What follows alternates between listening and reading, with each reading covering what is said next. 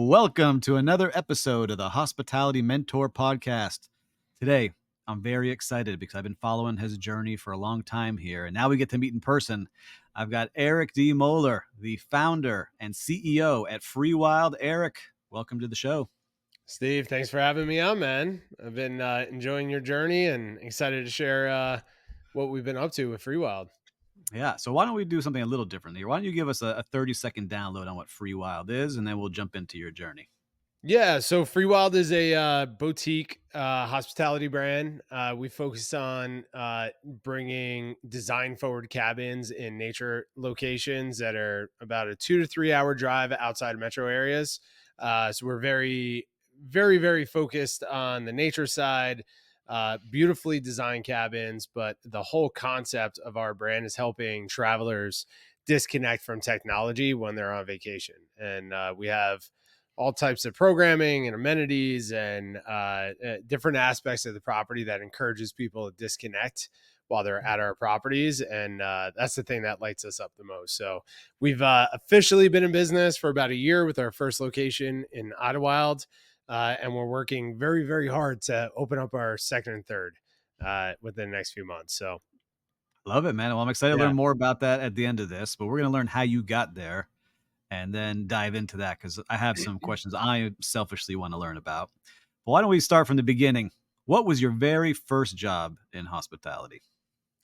You know what's funny? I don't have a hospitality background. That's the crazy part. I come from the real estate development world, construction, house flipping, investing, all of that. And I didn't discover my passion and love for hospitality until maybe 4 or 5 years into my Airbnb business. So I've been in the short-term rental space for 9+ years. And I would say that is my first hospitality. I can't, I used to bartend at an old Irish American social That club counts, back in man. my town. That Uh, counts. yeah, a little different hospitality there. But yeah, I didn't fall in love with hospitality until I really started building a real Airbnb business about 4 or 5 years ago. I've been in short-term rentals for about 9 years, but I fell in love with real hospitality, what we're doing now, Mhm. just a handful of years ago. So when you started, you said you're doing construction. Was that when you're working with Coda Homes? Was that part of it, or is that when you started the Yeah. short-term rental? Where was that? Yeah, so I grew up in New Jersey, and I grew up in a blue collar town, and just like every single person was in construction, and so I grew up working my hands since I was a kid. And right after high school, I joined the carpentry union. I was 18 years old, learning carpentry at a high level, and Mhm. this was during like the real estate boom back in the day, the subprime days.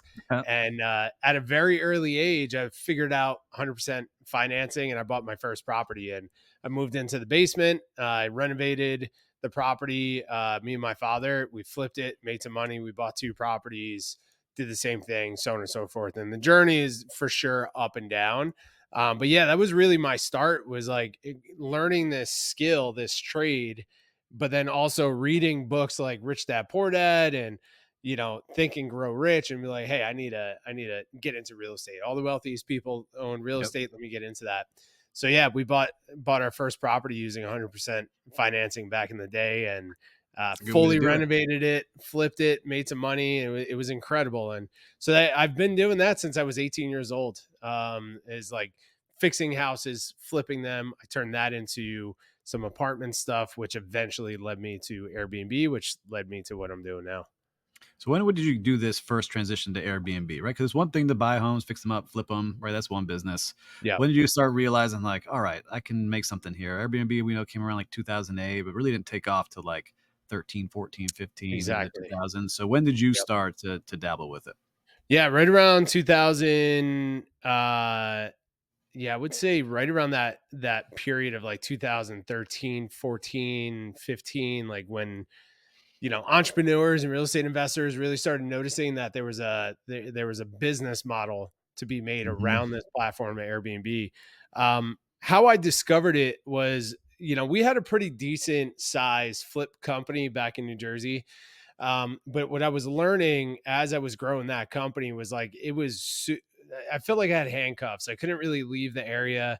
Flipping Mhm. houses is a very difficult business to make profitable, and I didn't really know how to run businesses back then. And I knew that I wanted to create some type of online based business that I could run anywhere in the world, but I knew I wanted it around real estate. And I flew out to San Diego for a mastermind. I'm a big believer in masterminds and mentors and all that stuff, and been doing that since I was 18. Came out to San Diego, and I met a real estate investor who had just finished renovating a apartment building on the water here in San Diego. And the first time I've ever heard it was like, "Hey, I just converted this building and I'm renting it all out on Airbnb." And at that time, I didn't really understand the model. And he's like, "Yep, we're making 3 times what we can make on the open market for long-term rentals, but I'm doing it under this platform, Airbnb. Mhm. And I'm actually going to do it with my friend's building. I'm going to rent his building and then re-rent it back out." And I was like, "Oh, that's it." And like, he's like, "Ah, we can automate the process and do technology and all this stuff." So that was like a big aha for me of like, I can still stay in real estate, but then develop this type of business where I could run anywhere from around the world. And that's really what interests me. It wasn't the hospitality side. It was I the was like, fact money. that it was money. It was like, hey, I can get into real estate anywhere in the world and I can run it from anywhere in the world. Let me just do that. Right. And that's kind of what we did for the handful of years until I started recognizing, like, oh, this is a hospitality business before it's a real estate business. And that's Mhm. a whole other journey that kicked us off. But yeah, it was at that period, and then it just over took over my life. It's So been an incredible what journey. did you decide on the first one? Was it something you owned? Because 'Cause you've been buying and flipping stuff. Did you buy it, or did you start that lease arbitrage model of, like, leasing things and releasing it? How did you get started? Yeah, so as soon as I figured out uh that you can rent a property then re-rent it out on Airbnb and make the difference, I immediately just started networking with real estate investors in San Diego. And I found another real estate investor that had a fourplex about 30 minutes away from the beach inland.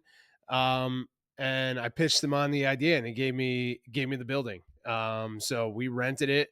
It was all the money I had at that time because we had, yeah, it was all the money. I was just like, hey, I'll lease your building, I'll buy all the furniture, do all the things, and we were in the business within a month of moving out to San Diego. Mhm. And then from there, that turned into a rental arbitrage business at scale, which I moved into a management side. But yeah, that was the first time, and that was a journey, man. Like we were making a Yeah. lot of money. I was Mhm. running it and traveling the world at the same time, and then it spawned this whole arbitrage company back in the day. Very cool. So you're doing that. Do you remember the feeling, right? Because I remember my feeling of the first guest you start hosting.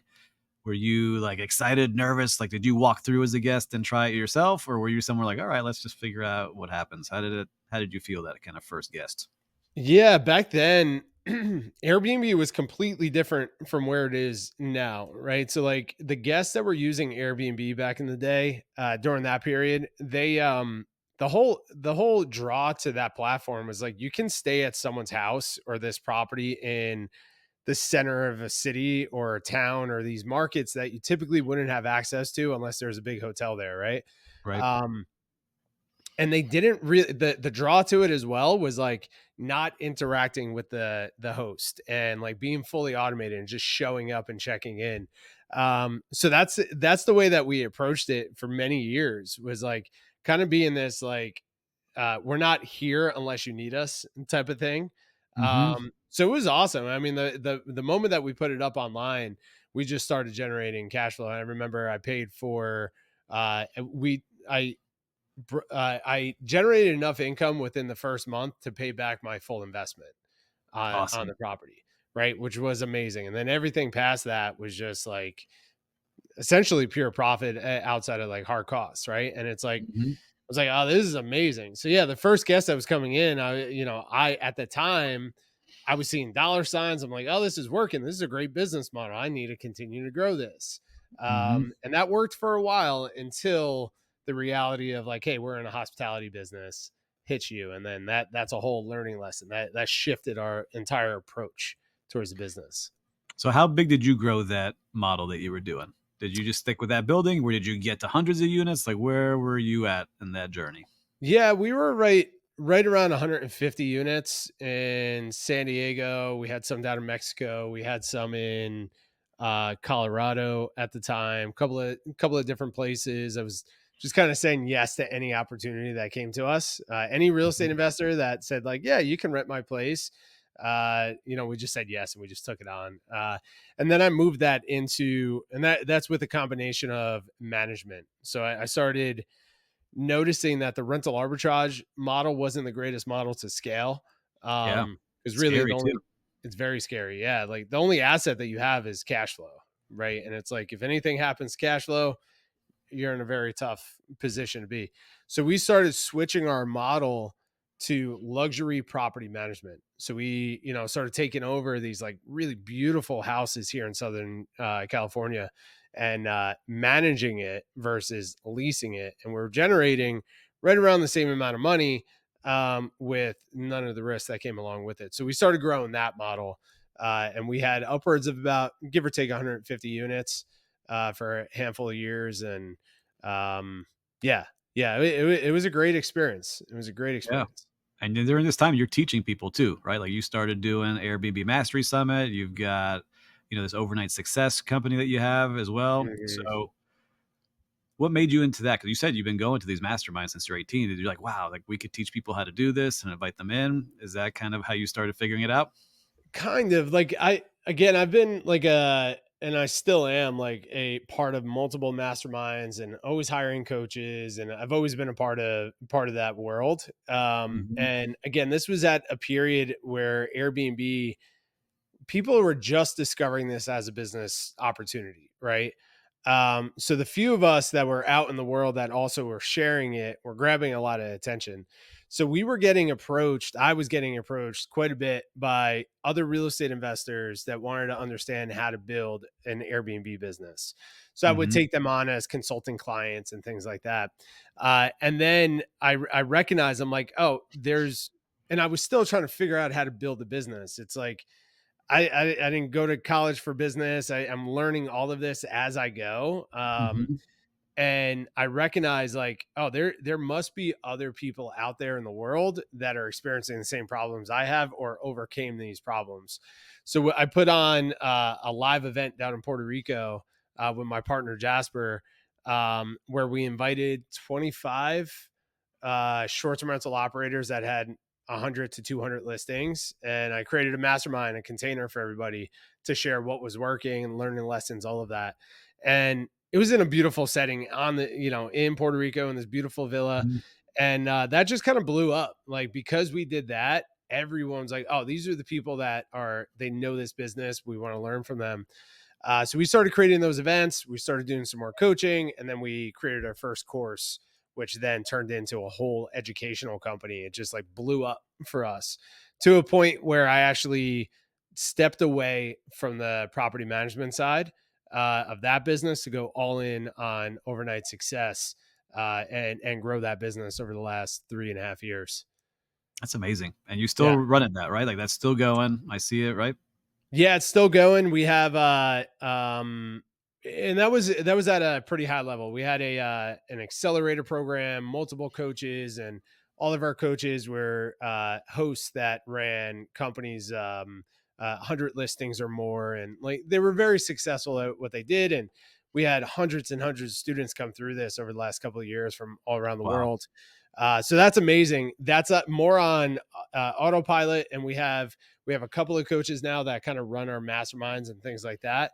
Yep. Because what I recognized was like the educational business, I kind of fell into it, but I also looked at it as an opportunity to fund my real estate and to build my team and like to level up my education in the space personally. So last year, or about a year and a half ago, when I decided to go all in on Freewyld, I stepped down as CEO of that company Mhm. to go into Freewyld and start scaling this company. So overnight success is still rocking, and we're really helping a lot of people with revenue management and scaling their businesses. But my passion has always been developing out a real estate company, and now it's this hospitality brand that we're developing around Freewyld. Very cool. And so you mentioned this masterminds and groups, and for myself, like I've never been in any. right? Like I set up my own networking events and have people come together, and I Yep. love networking and meeting people and doing one-on-one stuff. But just for myself, like what out of the masterminds did you find? Because you've been doing it for a long time. What do you Yeah. like about it when you're in them? It's the people, it's the conversation. That's all it is at the end of the day. It's some of it's funny. I'm getting married in 64 days from now, Oh, and got the I'm countdown. yeah, Congrats. yeah. Yeah, thank you. Yeah, and we're looking at, like, the guest list and, we're kinda placing everyone in their tables and all that stuff, and I recognize, like, half of the people that are coming to my wedding are people I met at masterminds or the masterminds that I've created, and these Wow. are, like, lifelong friendships, and, we've built businesses together, done business, traveled the world together, all this stuff. Masterminds for me is always about the people that I can connect with, right? I'm there even when I'm running my own mastermind. I tell people that I'm not an expert in anything I'm doing. I'm a consistent student and always learning in the process. But when I'm running a mastermind, it's always that I'm the conduit between the best people I can find. And I just create a container for people to connect around a topic, which is short term rentals or hospitality, right? So when I enter into masterminds, it's always around. I'm part of a local mastermind here in San Diego. Very very small group of business owners, but one person just he just valued he just broke $1 billion in revenue for his company, and Amazing. I'm able to meet with him weekly to understand, like, what is your challenges doing that, like, or what are you discovering as a leader, and so I can have those types of conversations, and it opens up my mind to what's actually possible and being a leader and being a business owner and all that. So yeah, that I recommend, like, anyone who's looking to expand their network, masterminds, in my opinion, you got to join the right ones and really understand, is the person who's leading the mastermind, do they consider themselves the expert that's going to teach you their ways, or do they consider themselves a great networker that's going to connect the best people that they can find? I always tend to go for that second one, of the person who's like, hey, I'm here to create an awesome space, create conversation and connection, right? I'm not the expert, and those are the types of masterminds I seek. I like that. See, I'm not involved in that world at all. Like, yeah, I've done like Tony Robbins and like some of these Sure. things, right, in the past. But I like how you put that. It kind of just changed my mindset on Yeah. it a lot Well, just in talking right now. I mean, Tony Robbins is a great example. I'm a big Tony Robbins fan, and Yeah. my fiance was part of his mastermind for a year. She traveled the world with him and his team and all that stuff. And you join that mastermind because Tony is the expert, and you want to Right. learn from Tony. And he's so freaking powerful at what he does that Yes. he also draws in incredible human beings from around the world. So the Hmm. benefit of being in his mastermind or going to his events is that you get to learn from this expert, but because he's so powerful at what he does, his network of what you're plugged into is as equally as powerful, right? So, like, being in that space is incredible. It's very rare to find Tonys in the world, Yeah, he's right? one of a billion, right? Yeah, yeah, it's very very rare. So it's like the masterminds that pop up, we got to be careful with who we follow, but it's Yeah. the people that are connecting other human beings are the ones that I'm really seeking. Yeah, I'm grateful and honored. I get invited to a lot of things, right? Just because of this platform I've helped build over the last couple of years for myself. And I've turned down, I think, 99% of them, right? And the 1% that did good, I just didn't like it. And so I think that's what you're saying. It was that I didn't think I could learn from this person, and you didn't set it up how you just did. Of, Right. you know, I'm here to learn too. And so when you're setting this up, like you have a local one, did you set it up or did you join one that was already going on? No. So the one I'm a part of, I joined. I joined someone else's mastermind here locally, and I know of the guy. He built very successful companies that are very known in Yep. the internet marketing world in San Diego. So he's got a reputation, and I always he invited me to sit in on one, and I was paying attention to him and the people in the room, and he was the guy that was just keeping conversation going, poking, pulling out more info, all that stuff. And Cool. I've been at masterminds where people are like, do what I say, pay me my money and I'll teach you my way type of thing. Mhm. And that stuff is typically more ego driven than it is like heart centered of like, I truly want people to get value and grow. And that was always the way that we approached our masterminds and events and coaching and all that stuff, was like, we truly want to see the people that we're working with grow as leaders, as humans, as business owners. And Yep. that's what we're constantly seeking in coaches and mentors and people that we connect with. Oh, you just planted a seed in my mind, so I'm gonna start thinking about that a little bit more Yeah. in depth. But I wanna talk now about the transition to Freewyld, right? So you've Mhm. got all the success, you're in the education space, you had done the Airbnb, lease arbitrage and management, which is a whole business in itself. Why now? Or how, let's not talk why now. How did Freewyld come into your mind? Yeah, so this was yeah, as I said, like as we were growing overnight success, that company was very, very successful and we were getting incredible results for people and the team is growing. And I just, at that time, when I look back at it now, I was super stressed, anxiety driven. I was not having fun with the process. I was 50 pounds overweight. I was super unhealthy. I wasn't sleeping, but we were super successful at what we Yeah. were doing. And I remember we were doing a team offsite, and my COO at the time put a projection on the screen of like, hey, this year we have the upcoming year we have the potential of doubling our business at a pretty healthy profit margin, and that means that we're going to get to this level. Everyone's going to make this much money, blah blah blah. And I just remember that did not shift any excitement, no love, no inspiration, nothing. And I was asking myself, I'm like, okay, well, what if we tripled this? What if we 4x this business and my personal wealth grew this level? How would that feel? And I was just like, it was so much anxiety and stress on top of me. And so I recognized something was off. And this was during COVID and election season and just like all the chaos that was happening at that time.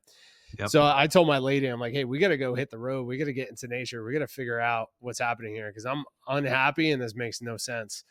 And long story short, we spent 6 months traveling around the country, going to the most beautiful nature locations, staying at the most beautiful short term rentals and boutique hotels and all this stuff. And as I was on that trip, I recognized that I was misaligned with the current business that I was in and that I needed to align with something that was closer to my passions of creating beautiful places and beautiful spaces in beautiful places. And then what I recognized through that process is that I truly want to give to people. I want to create experiences for people, and really that's where I discovered my passion for hospitality. So there's a lot that goes into this, but as I was on this trip, I almost had like a download of this vision of what I wanted to create because we just spent 6 months Mhm. traveling, staying at all these places. I just spent the last 3.5 years working with some of the biggest short-term rental companies around the world, and I got to see the industry and I understand the travelers and what they're seeking, where the trends are going, all this stuff. And it all just kind of connected to me on this hike that I was on. And I just started journaling, like, what do I want to build here? And that ultimately turned into Freewyld, which is a hospitality brand that is driven by quality and beautiful places and has intention in every aspect from the hosting side to the design side.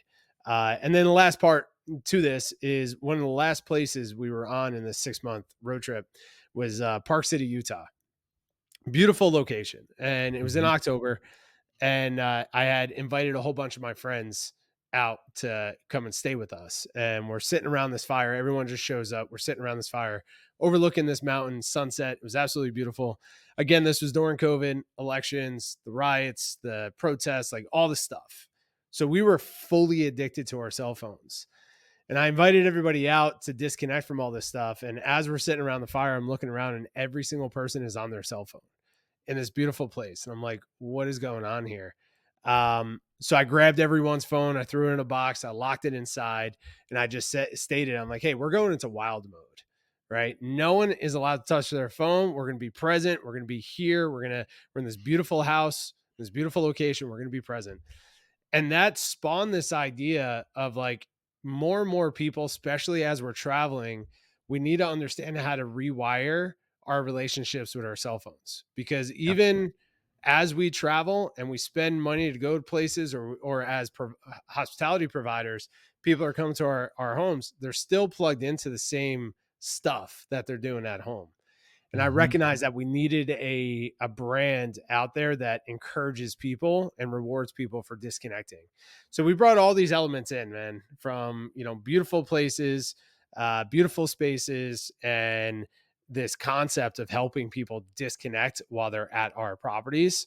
And I was like, oh, okay, I'm going to do this for the rest of my life. This is it. This is it. So I love yeah, that, and we've man. been in it, man. It's been a great journey. Yeah, you just painted a scene in my mind as you're showing like all your friends on their cell phone around a fire. I could see it, and as a parent now, like you're getting married. I don't know if you have kids or not, but Yeah, I'm a yeah. parent and I got an 8 and a 6 year old. And look, I'm a business owner and I'm on my cell phone, but it's also your entertainment and you get news and you're paying bills and you're on it all the time. And it hit me like 2 weeks ago. My daughter created a fake cell phone toy and she does what I'm doing on it, even Right. there's nothing on it. And it hit me. I'm like, Right. oh man, this was like 2 weeks ago. And I'm like, what are you Mhm. doing? She's like, oh, I'm doing what you do. I'm on my phone and I'm pretending. I was like, oh, this is not good. So, It's I'm interesting, doing right? my best now. It hit me only really for that first time seeing my daughter who's 8, right? Right. Pretending. Right. And so now I'm like, all right, I'm trying to be more. It's only 2 weeks in now, but like, all right, I'm standing by the elevator. I'm not going to grab my phone to check it. All right, I'm waiting in this line. Let me just look around the supermarket Exactly. versus stare at Dude, my phone. man, You know? that's my point. Like, next time, like, and whoever's listening to this, just like next time you're on line to grab a coffee or you're whatever it is, don't grab the cell phone and just observe the human beings around you. It doesn't matter if they're baby boomers or whatever the youngest generation is now that has cell phones. It's like Yeah. everybody has their head down looking at their devices. Next time you're at a restaurant, look at the families. Every half of the room will be head down into their phones, right? Yep. And I'm not demonizing tech. I love technology. I'm a huge tech Yeah. fan. However, what I've recognized is that at times cell phones and devices can steal moments from us, special moments from us. Yep. And as a hospitality provider, especially on vacation, I want you to enjoy this place that you're in. I want you to recognize like the amount of effort we put into choosing all the little details in this home to create this awesome experience for you, right? Yep. And I don't know, I used to be a big camper, and I've done camping and off grid properties. And after a couple of days, that gets freaking boring and you want to just kind of plug back in. And I Yep. recognize that. And I'm like, oh, okay, we need a brand. We need a place where when you and your family come to our cabins in Freewyld, you can still watch Netflix, you can still be on your phones. But when you notice that and you guys know that you need to disconnect, you Yep. switch what we call the Freewyld switch. It's a physical switch in the house that shuts off Wi-Fi and Cool. unlocks a part of the house that you only have access to while you're in wild mode. And we have a place for you to lock your phones away, but then we're going to help you create memories and experiences in our properties. If it's for 20 minutes or for the entire trip, that's up to you guys. But the idea is like, hey, let's just put our phones down, let's have fun, let's be present, and let's create some experiences together. I Um, like that a lot. yeah, That's very cool.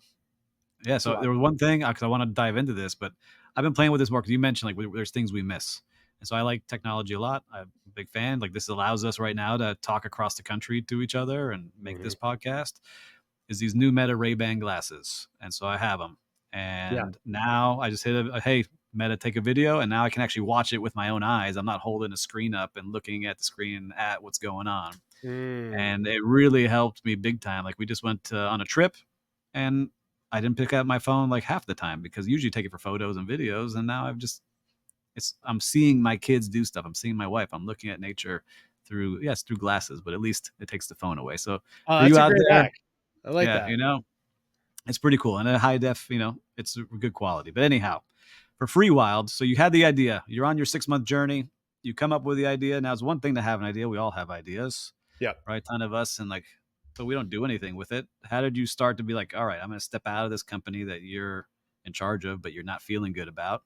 And what's the next step? How do you start doing it? Yeah, I mean, that was one of the most difficult decisions and actions I've ever taken in my entire life. The first most difficult decision was to move to California from New Jersey. That's a Mhm. terrifying thing to do. And then the second was to leave a company that is profitable, that is growing, that is getting great results for our clients. Something that was sustainable, that I put a lot of effort into for 3+ years, to grow, to step away, to build a hotel company from the ground up. Right. Like, Yes.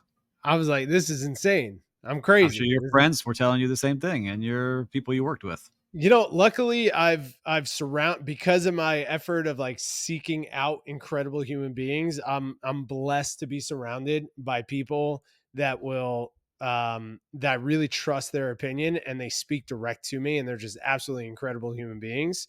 Mhm. And after I've taken the time to like journal out the idea, get very clear on what I was building, spend a lot of time on building the concept, building the brand, sharing that with a lot of capable people that can help me bring that idea alive.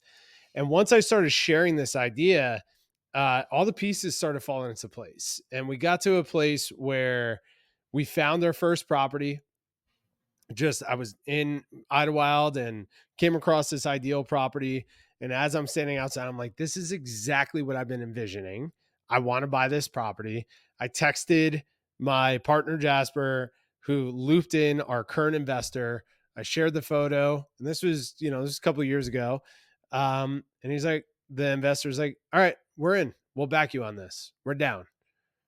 This And is an investor within you had from the previous company or No, I someone that you never did? worked with him. We had a relationship with him, a close friendship with him, and he was very just a high wealth individual who invests in a lot of companies. But we've been sharing the idea of Freewyld. I was sharing the idea with Freewyld with so many people, to where it got to a point where this investor was like, "Hey, well, if you come across an opportunity, introduce it to me, and we'll explore it." Long story short, he jumped on it very, very quick. And 30 days later, we had our first property. Right. And it just Wow. happened that fast. Right. I didn't leave my company at that time. But as I was building it, I recognized it's so funny, man. Like growing up in construction and like working with my hands, like all I wanted to do, and the reason I got into real estate and business, all I wanted to do was to build a life where I didn't have to work with my hands Mhm. and, That's what you did. grow a company, the whole thing. Years later, I'm in Ottawa, California with this first boutique hotel that we bought, and I'm finding so much joy in working with my hands, right? Like shoveling and like breaking down walls and like moving stuff around. And my fiance said, like, Eric, you're happy right now. I was like, oh yeah, I am happy. This is awesome. And I Mhm. recognize I'm like, oh, I'm just like directing my energy and passion towards the wrong business. If I directed it towards Freewild, I don't care how big this company gets. I can enjoy this for the rest of my life. And I'm like, oh, that's it. That's freaking amazing. And then at that point, every single person around me, including my fiance, is like, you got to jump, you got to leap, you got to do this thing. And I did it. And we're still growing. We're still grinding at this thing. It's a Yep. crazy idea to leave a business that's very successful to build a hospitality company from the ground up. But Mhm. again, I don't care how big this thing gets. I have big ambitions. Um, but we're having a lot of fun doing it, and people are freaking loving it. So it's like, let's just keep grinding. Let's keep going, moving Yeah, so I'm forward. on the website now. That's why I'm looking off to the right here if you're watching us on video. And if you're not driving, stop your car. Or if you're not driving, take a look at freewild.com. And it's wild with WYLD.com, Freewild. Because it is beautiful what you're creating. I can see the vision of what you're making here. And which was, you have this property with 4 cabins. Is that the first property? That's the one, Yeah, right? yeah. So we bought that property. It's 4 cabins, and then we bought all the surrounding property to it as well. Hmm. So we have 3 different lots up there. And my first goal was to prove the model, right? So we created the design concept, found some really incredible designers to help us with this. We dove deep into it to renovate and create the concept. Then we launched it, and I wanted to show that the model was working, the concept, people were seeking it, And then also that Hmm. we were good operators, that we could actually make money and also drive incredible hospitality experiences. Yep. And so we did that on the 4 cabins, while we're also working on getting approval to build out a 15 cabin hotel concept on the property. So we're going to be adding 15 additional cabins, a whole bunch of amenities and programming on the property. And then, so that's phase 2 of this whole process. And then we're also working on trying to get our second property. So cool. All right. So you got 4 units, very different than going to 15 and having a total 19 with amenities and activations going on property. Like I'm a hotel guy that Hmm. is getting into short term rentals. I've been doing that for a while. There's 2 different models and you're kind of meshing them together. So if I'm Exactly. staying at a free wild property and I'm going into wild mode, is there people I can call for help right now? Or is it I'm on my own? Because some of those companies like, hey, you check in and you're on your own. What is Yeah. it like now at your place? Yeah, it's really interesting. It's like the my concept behind this is that it's a merging the boutique hotel world, or it's merging the hotel world with the short-term rental world, right? Hmm. So what I've absolutely fallen in love with is unreasonable hospitality, right? Of how do we just completely blow the minds of our guests and just consistently improve our product and our hospitality and our operations, and just consistently, just like you check into Freewyld and it's just a one of one experience for you, right? Hmm. That's very difficult to do with short-term rentals, Yes. because short-term rentals are typically spread out throughout a market, right? You have individual properties, and then typically with short-term rentals, you're very lean with the team members that you have on the property, right? So our concept now, what we're buying is we're buying these old cabin communities and campgrounds and things like that, where we'll have somewhat of a village resort style structure to it. But each property is designed differently with a different experience, and it's designed to attract in the short-term rental traveler, not the hotel traveler that is looking for more of that high touch, in person, face to face experience, right? So Hmm. we've, again, loving technology, we've systematized a lot in our businesses, in our properties, but we put a lot of effort into boots on the ground availability for our guests when they need it, right? So our team, we're on the, we call it on the hill, on the mountain, just down the block, right? So if there's, we have 24/7 coverage for our guests. Okay. Um, Everything is centralized as far as like customer service and marketing and all of that. But if we need somebody there on the property, they're there within 10 minutes, right? Oh wow. And it's hard So, because you're remote. So is somebody living there? Is it you? Like what? yeah. How does it set up now? No, I live 2 hours from the property. Okay, yeah. So you can't be there in an emergency or something going down. Right. Yeah, no, we have some really good partners that live and work on the mountain, Great. that we've trained through our culture, our brand, the whole thing. So they understand the mission. They're part of this unreasonable hospitality initiative and core value of our team.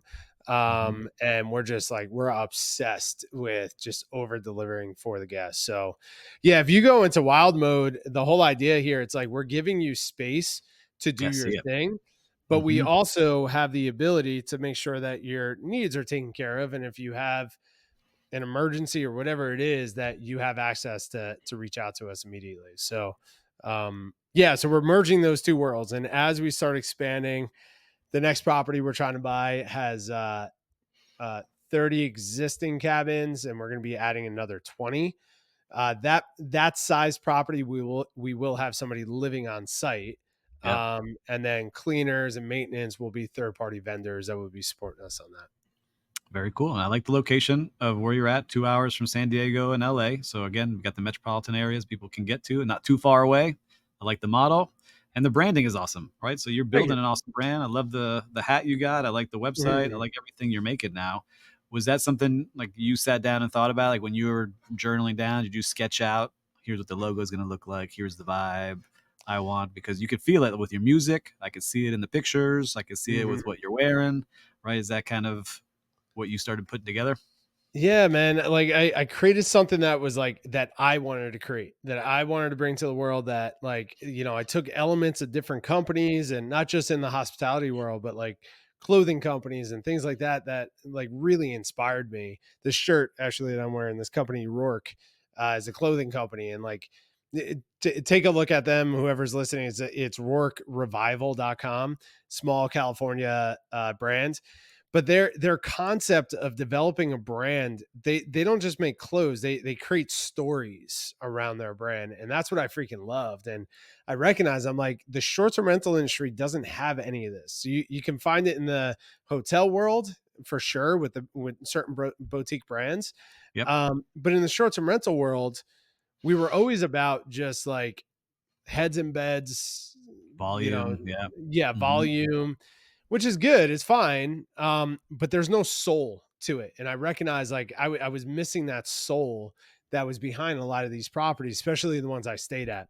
So yeah, I would just start building like, I love this about this company, or I love this about this property. And I was bringing those in, and I was just constantly working on how do I communicate this to the world, so I can find the people that have the skill sets to help me develop it. Right.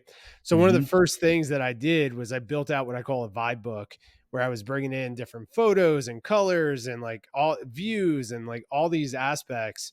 I'm not a designer. Like I can't create a logo or anything like that. Hmm. So one of the first things I did was I hired a uh, branding slash marketing agency to help me develop the messaging around Freewild. Like, how do I tell this story? How do I communicate to the world what we're trying to create? And Kay, um, is the one who helped me build it. Like, she helped me take the vision of what I had and bring it into reality. And we connected so much through that process that about a year later, Kay joined my team. She shut down her company and joined Freewild to help us build out what we're building. So when you see the website, when you see the branding, the hats, all this stuff, that's Hmm. Kay actually leading the vision of what I set, but she's the one who's actually creating it. And that's what I love about this. Like, Yeah. like this early stage stuff, it's like if you have something that you're truly passionate about and you're clear about what you're trying to achieve and you can communicate that well, you attract in very capable, talented human beings that want to help you build it. So yeah, that's where all this stuff I'm comes from. excited, man. No, you got me pumped up because I'm in that journey right now, and I've hit some roadblocks of trying to build something outdoor glamping, but high end because I don't like camping, but I want to go Yeah. camping, right? Yeah. Kind Yeah. of Yeah. thing. Sure. And man, we have a farm and a farmer that wants to participate. We've got vendors that want to work. We got PR and marketing, all those things, but I can't get our local government to approve it. It's been almost a year now of spending Mm, money with attorneys and things. So maybe I just have to look somewhere else. But I like being close to Miami. That's where I'm from, and yeah. having something like this for the community because I think it would be used all the time. I know it would be because I've talked to Yep. so many people. I know the market. So, you've given me some more inspiration and motivation to continue on that journey as well. Nice. Nice. But for you, if you could wave a wet magic wand, right? You're in growth mode. What does it look like for you? Not in 10 years, but in the next 2 years, what is it looking like for you? Yeah, I mean, look, the real estate development side is the hardest part of this business, as we know. Like Hmm. trying to get hospitality approved and just do any type of real estate development, just it takes forever, and you got to be. That's a whole part of the business where you got to be super passionate about, but patient through the process, right? So Hmm. yeah, if I could wave a wand, it's like, hey, get my approvals done in Idlewild so I could develop this hotel, and let me find the perfect property for us to expand into. Our goal is to buy two more properties by the end of the year, but it's a very tricky real estate market to be in at the moment. Hmm. Um, so yeah, I mean, our goal, look, I have a grand vision. I do see this brand being a global recognized hospitality brand. Yep. If that takes 2 years or if that takes 20 years, it doesn't matter to me. And whatever global means, that doesn't matter either. The whole point is that we're consistently creating these world class experiences for travelers around the world in our favorite places that we want to travel to. So Idlewild is close to my heart. I love that town. And we're trying to buy a property right now in Sedona because I love Sedona, and we found a great opportunity there. So we're constantly just trying to grow without worrying about hockey stick growth and being that next unicorn type of company. It's like Nah, I'm not build what worried you about love. that. Yeah, exactly. Let's grow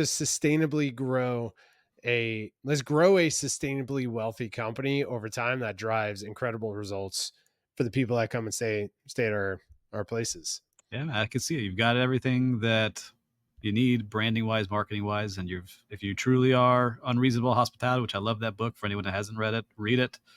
You're going to be in great shape. And plus, there's a lot of big companies buying up companies like this now because they don't have what it takes to make it, and Right. you do. So Right. keep pushing, man. So I want to end it this way because you've spent a lot of time with me here today. I always ask this question for everybody, but if you were starting out today and young Eric was straight out of carpentry school and was joining your team, what advice do you have for him starting out now? Um, that's a good question.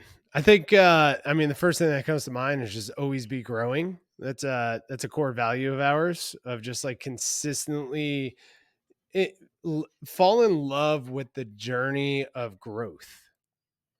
Like it's something I've been on the path for a long time, but it's really connected for me in the last couple of years of like this entire journey is always about just improving, right? Getting better in anything that you decide. And just because you decide to go down one path doesn't mean that you have to be in that path forever. Right. Like Mhm. I've made a lot of pivots in my entrepreneur career, and it all led me, I believe it all led me to what I'm doing now with Freewyld. It's just like for the first time in my life, I know that quote when people say like they don't want to go to sleep at night, and when they do get up in the morning, they can't wait to get out of bed to start working on that thing. I finally Mhm. have that after all the businesses and all the things I've done. Like it's like I finally have that, and that feels freaking great, man. And I yeah, to answer that question, I really do believe it's like always be growing, seeking out people that you can learn from that will honestly give you feedback and pass down lessons because they Mhm. truly care versus the ego side of it, right? And lastly, like one of my favorite quotes is you are the total sum of the five people you spend the most time with. It's true. So it's like just take a step back and like, all right, are my homies helping me grow, or are they holding me back to where I'm Mhm. at? And like, how do I surround myself with people that are successful at what they're doing in their pursuit? So that's a lot for Ah, it's young great. Eric, but I that's think what I would he say. would drink that and be excited about venturing out into the world. So, Eric, you gave us a lot. I love what you're building here. If somebody wants to connect with you, what's the best way for them to do that? Yeah, I would say me personally would just be on LinkedIn. That's Mhm. really the only platform I spend time on Yep. right now. So Eric D. Moeller on LinkedIn. And then, Freewyld, you can go to freewyld.com, or on Instagram. We spend a lot of time sharing on there. That's Stay Freewyld on Instagram. Awesome. Well, thank you so much for joining us. I'm very grateful about learning your story and you sharing it with everybody. And everyone, take a minute, go check out his website. It is amazing what they're building, and I think you'll really enjoy it. So until next time, thank you.